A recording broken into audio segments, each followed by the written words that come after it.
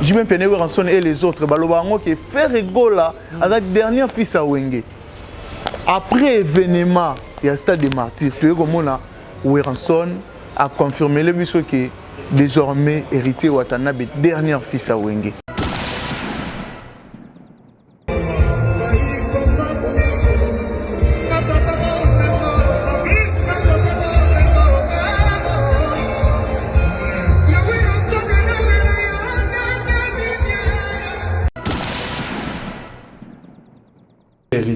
Et ça, le dernier fils de Wenge Amadou Djabi.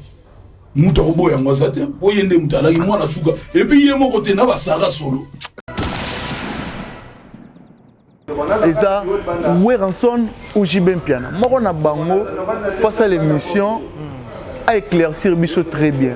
Nani, il faut Bisso te considérer comme dernier fils à Wenge pour l'instant. Moi je m'en bats les couilles bien pour la polémique pour rien dans ma dernier fils. Héritier sur la dernier fils à maison mère. Ferré Azaf dernier fils à Wenge. Et Nanya Loba.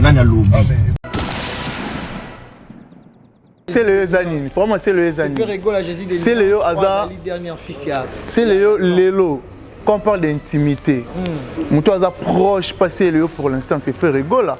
Ferregola, Nangana bateau bateau sur tout ébiqué. Ferregola, c'est Léo, Lélo s'est retrouvé dans Mikilia Poto. Ah, ouais. On a les derniers fils héritiers Gouti. On a les derniers fils héritiers Gouti. On a les derniers fils héritiers Gouti. Aïe! Encore et toujours, l'incomparable, l'homme de Tchacho, il nous ramène dans la nouvelle saison. Kofi de retour à Brazzaville, vous qui rêvez de la meilleure voix féminine de tous les temps. Cindy le cœur, vous qui rêvez de quartier latin. Aujourd'hui, 2 grands concerts à noter. Le 2 septembre à la galerie N9 et le 3 septembre au palais du Parlement Congo-Brazzaville.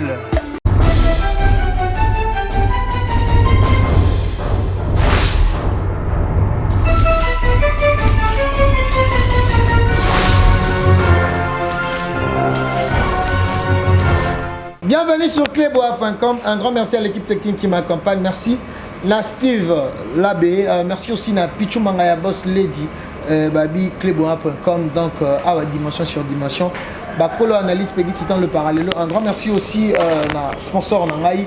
Raoul Itono Prince de Diamant. Babi Moto Akabara Diamant.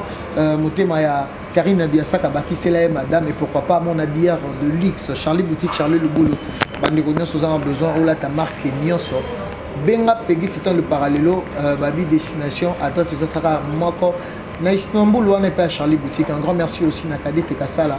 Monter ma bibi chigater. Merci là parce que Tolobi qui est awa biso dozarma ba konzi a vérité pe ba kolo analyse awa toya ka la vérité.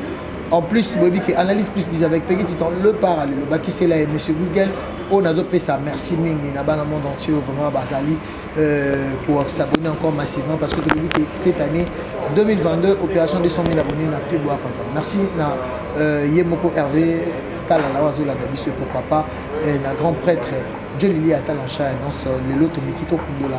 Papa va actualité les gars n'internato Nabiso attend un village chez Temba vraiment des boyebi et on te le dit que bakolo musique bakolo culture et zande biso pourquoi pas allez l'autre en direct Nabino na chez Temba oh je suis avec mon confrère qui est Chimpi et donc c'est avec lui aujourd'hui. On va essayer un peu de s'entretenir, on va essayer un peu de parler à propos de la vérité parce que Yepé n'a bien un analyste intelligent, chroniqueur intelligent parce que ici on réfléchit. Ah, Mato Benisara, bah, Makambo, Yamalam. Je suis déjà avec lui, je ne sais pas si Steve Lave va vraiment pour ça la mission déjà entrée. Il y a intervenant dans Maï, qui est Chimpi, qui est Ovma, Naligami, Mingson, on allait dans sentir que vraiment il est mon frère quoi. Parallèle. Bonjour Chimpi, tu es en direct sur Cléboa. Merci parce que yo déjà tous à Nayo d'habitude déjà la fille d'internet prend du Ovma, Bazola Nabiso. Voilà, bonjour déjà na Peggy Tita, bonjour aussi na abonné fidèle ya Cléboa Barota la biso. Merci na bato balinganga ibo qui m'avait mambo qui ko s'abonner vite fait na Kerit TV et au sala vraiment bien on a place aux nous oui bah analyse oui normalement mon qui les a été Nzambe YouTube les a monté biso tout donc on a fait mboka bana na bana en fait boké ko s'abonner na Kerit TV et au sala vraiment bien merci déjà na Raoul Itono le prince des diamants. Le sponsor de cette année. Tu Raoul Itono, le prince des diamants, ma maman Karine Biansaka, madame, c'est la maman Karine Biansaka, 10 ans, na bané naé. C'est les 10 ans, on a vraiment. Merci à Raoul Itono, merci aussi à mon vieux Chico, Moucheni depuis Paris, mon vieux, les cellules uniques. Mon vieux Chico Moucheni. On avait nommé Laurent Sokoko, il y a Laurent Sokoko, dans Laurent Lorenzo, na dribblé na Irlande, dans mon thème El Chanto, à Rolanda Bisso. Merci vraiment à la bateau tout Balingara Bisso. Merci à l'abonné fidèle bateau tout Rolanda Bisso. Vraiment, beau partager, beau commenter. Je pense que les lots, tu solo la caca comme il faut. Tu vois, caca, couper ça va point de vie na Bisso. Donc, on a peine à monter le roi bateau baroté à la Bisso. Oh Naroloba Awa, ba réponse nanga analyste Rosala a ça n'engage que Kerit et Chimpi. Merci beaucoup Parallelo. Ouais d'accord Kerit directement te font la parenthèse na biso déjà tout qui na clan wingé. Tout moni héritier watana bena grand frère naïe, collègue naïe parce que bazala orchestre mon confi régule la justice des nuances. Oh lelo et qui li solo ya dernier fils oyo na wingé lelo je pense que ba parents na bango bazana un mois rolobate c'est une confusion totale quand tu vois aujourd'hui. Sur internet. Il y a des clashs entre Ferregola et Héritier Wanandrambi. Thème Nabiso, dernier fils. Dernier fils. Qu'est-ce que tu as commenté? Petit temps. Tu as une confusion, tu as l'état d'esprit, le clan Wenge. Non. Ils ont clan Moro Yaloyenge.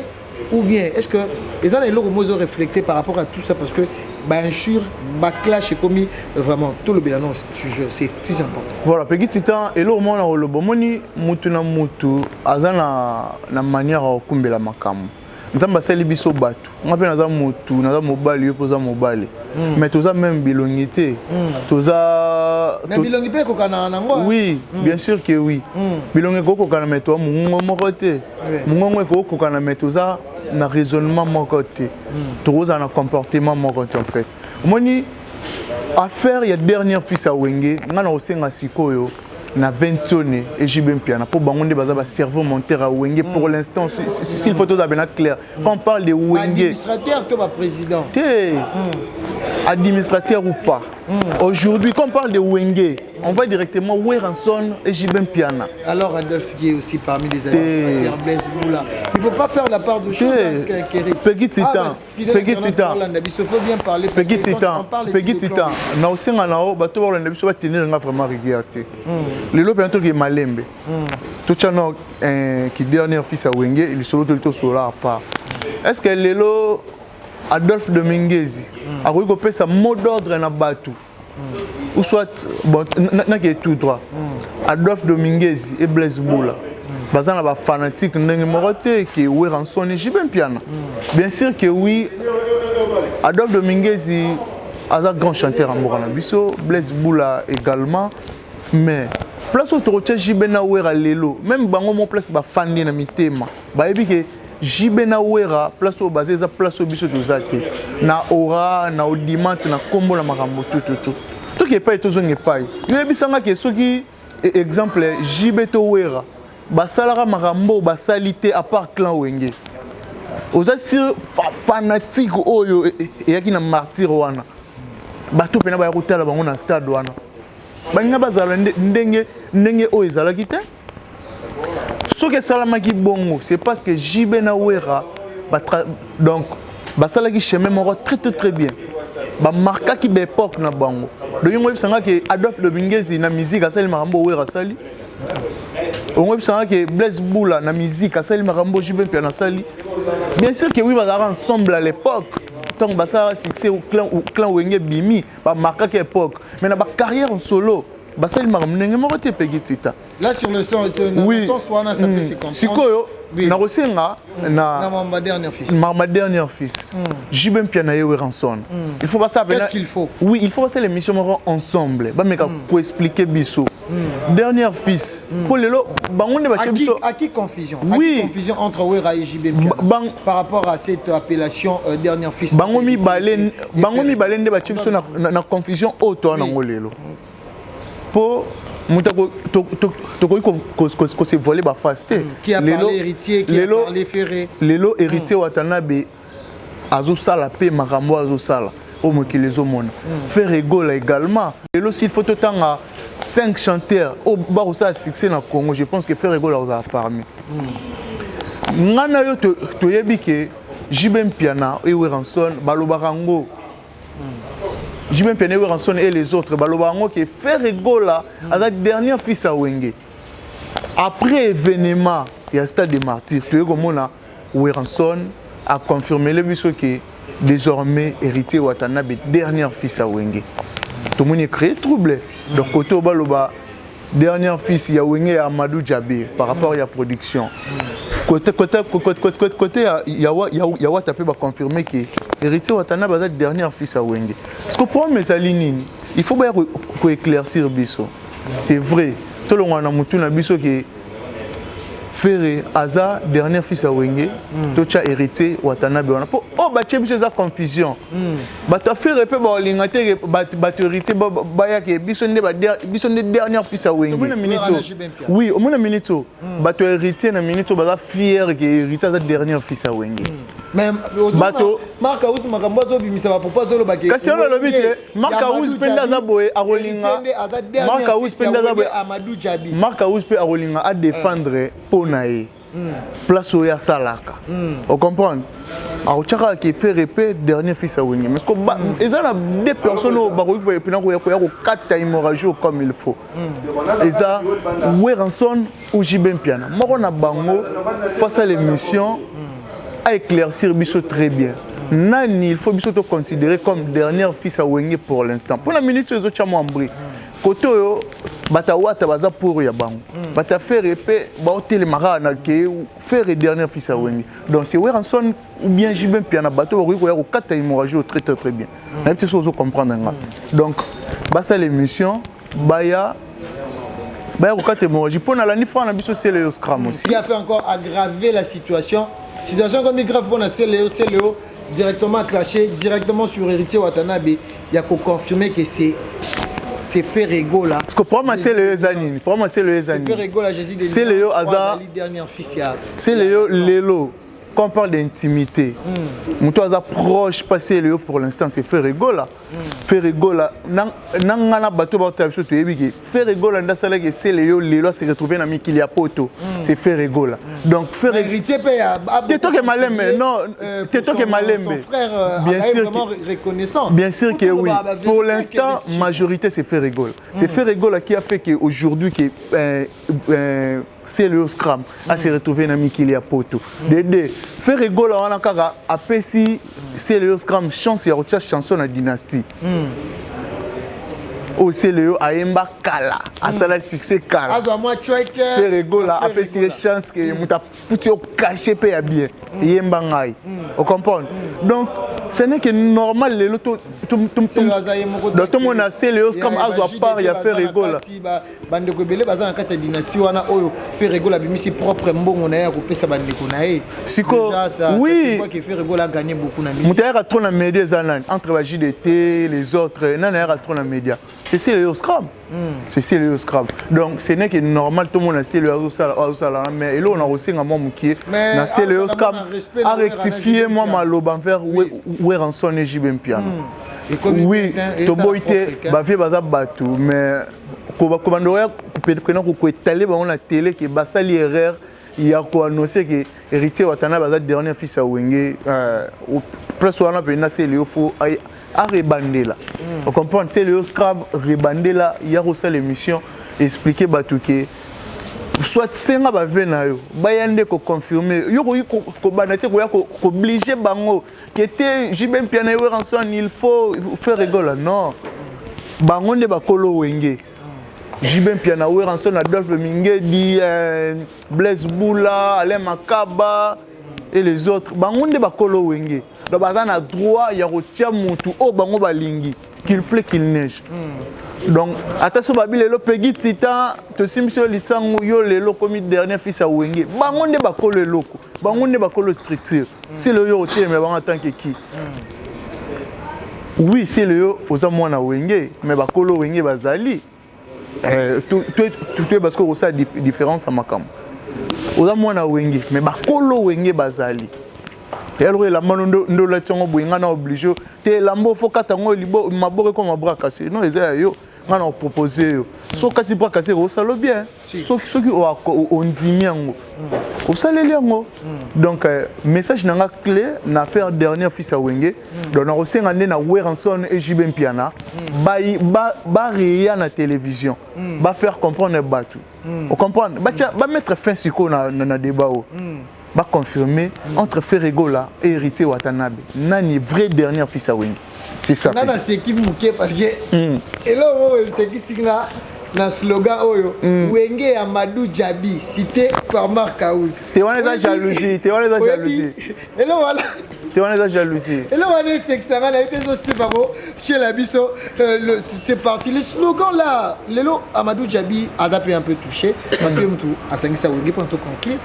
L'autre monique, babi qui va reconnaître Héritier Watanabe na Wenge Amadou Djabi parce que le 30 juin tout le monde est né Wenge. Tu te fais sa marque à Ouz Peter. Parce que Obi qui est présence peut à faire rigolo les acquis cités. Oui. Malgré les acquis cités parce que absence à faire rigolo là. Écoute, il fait des événements. Il y a des tensions. Oui. D'abord les slogans là.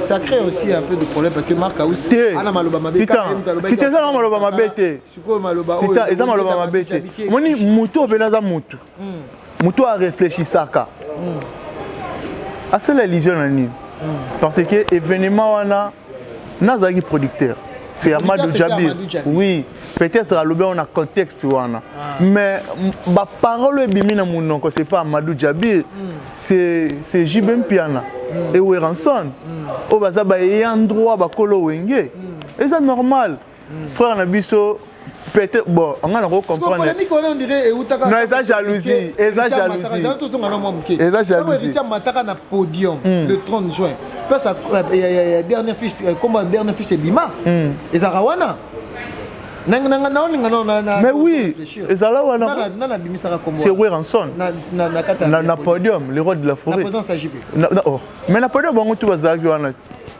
bango tout bazalaki wana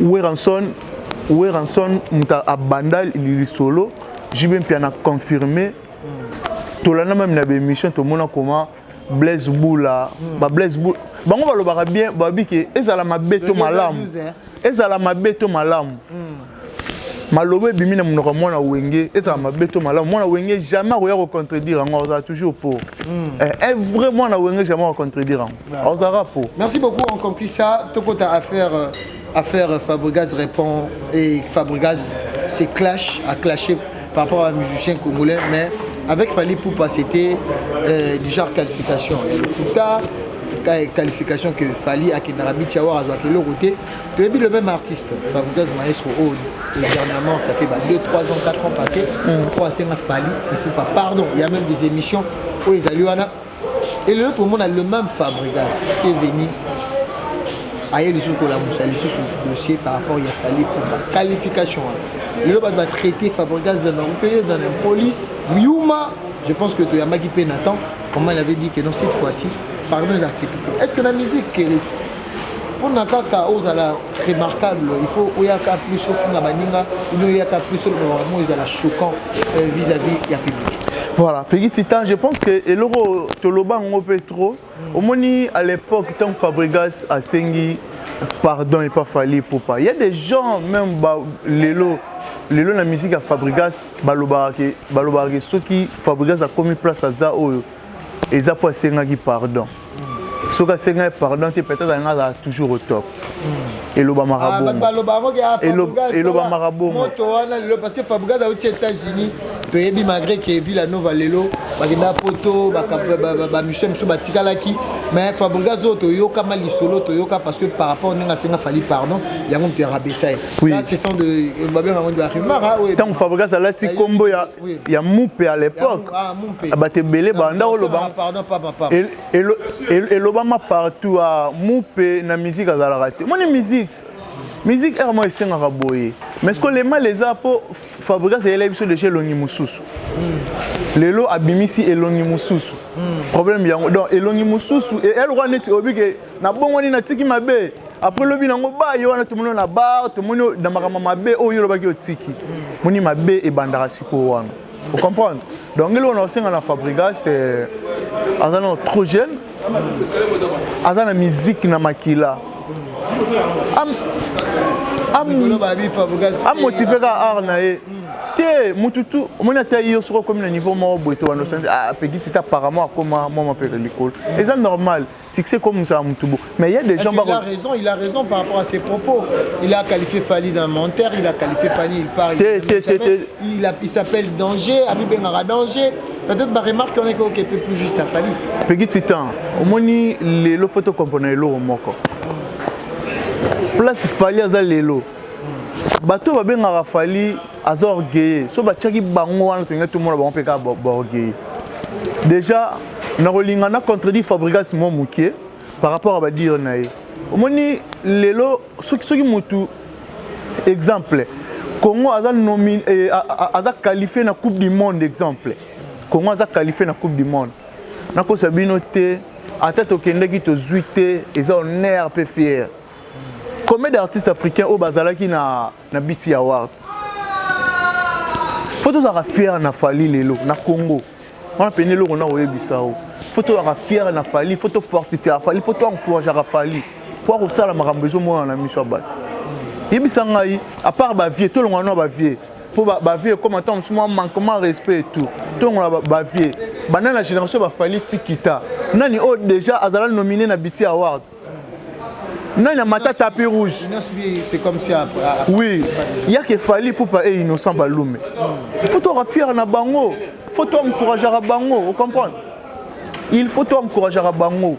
Et ça c'est que tu as su pour nous critiquer bango à Taïwan et vous m'avez.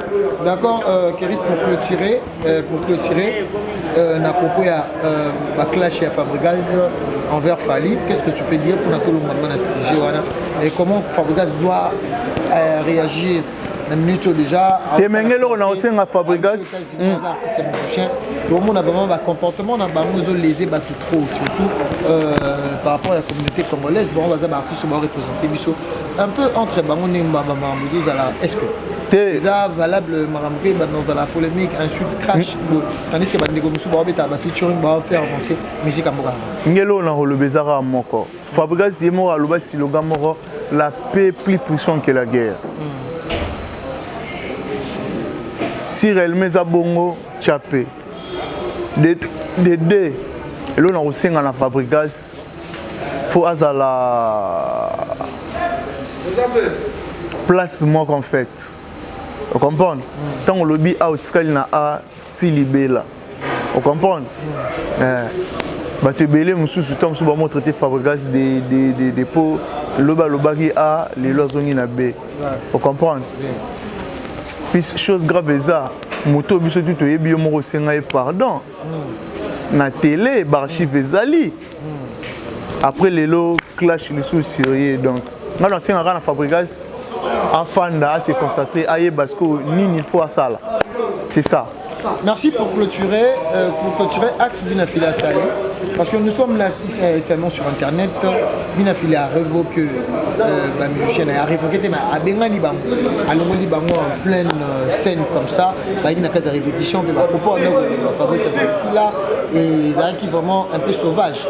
Tout le monde bat belé bat traité vraiment de ce Binafila autant la classe les a pas si et tout mais si vraiment dès qu'on a vu ça comme un alphabet, non, alphabet c'est trop dur, comme Mouto vraiment a un bagage intellectuel parce qu'un autre humain comment pour traiter musicien naïe bon quel que soit kabane ko solana ba orchestre babi musique à moi ya Congo na biso que vous ba que ba musicien bazana bazo éduquer masse et comportement na ndeko na biso bien affilé je sais pas qu'est-ce que tu peux commenter sur ça voilà petit temps nga nazo ki peu de temps ya Rolanda vidéo ana comment à révoquer bango a bengani bango en public en fait na yebisa que lo moko so ta la vidéo ana on comprend que c'est lo moko bien filé ayebaki yango déjà avant so olandi vidéo ana bien kaka deux personnes oyo ya bengana ki nde bango oyo ayembisaki bango balobela Fabrice Mabe po ayebaki ke bazo kende pas Fabrigas plan na bango on comprend donc on a condamné pena bien filé pena te musique qui na nango bongo musique qui na nango bongo musique qui na nango bongo petit temps donc on a condamné pena bien filé en bref. Merci beaucoup Kéric, nous sommes arrivés à la fin. Un grand merci à Raoul Tonon, un grand merci à l'équipe technique qui m'accompagne. Merci vraiment à Steve parce que ici c'est la classe et la différence. Ici on a réfléchi. Ah tu vois on a vu sauter que donc on a fait les ébats vraiment on parle oh c'est pas ici je pense que ma situation a vino. Merci à Charlie Boutier Babi que attends c'est moi qu'on a Istanbul celui oh là tu as disparu de quoi oh là ta chemise façonnable oh là ta Gucci vraiment contacter Charlie Boutier que lui on contacter numéro na ma oh de ma coordonnée. Merci à Karine Nabiasaka madame Otema Raoul ton approche également ma sponsor là babi moto akabara diamant moto asolara kaka na diamant donc on va saluer la moi sina épée cadeau ya diamant Karine Nabiasaka madame un grand merci na batunia sur vraiment ozo luka vraiment biso merci na batunia sur vraiment besoin de publicité na bino sponsor okotama na kata masolo ya club parce que ici c'est la classe et la différence bengara pegi tout le parallèle tomber ta ondenge masolo pour na ba produit na maison quel que soit le revenu sur la marketing je sais pas créer un chip pour clôturer. Merci déjà, bien sûr, que vous avez vraiment là très valable parce que vous avez un intervenant vraiment ça sera toujours la solution à Souka. Je sais pas, la dédicace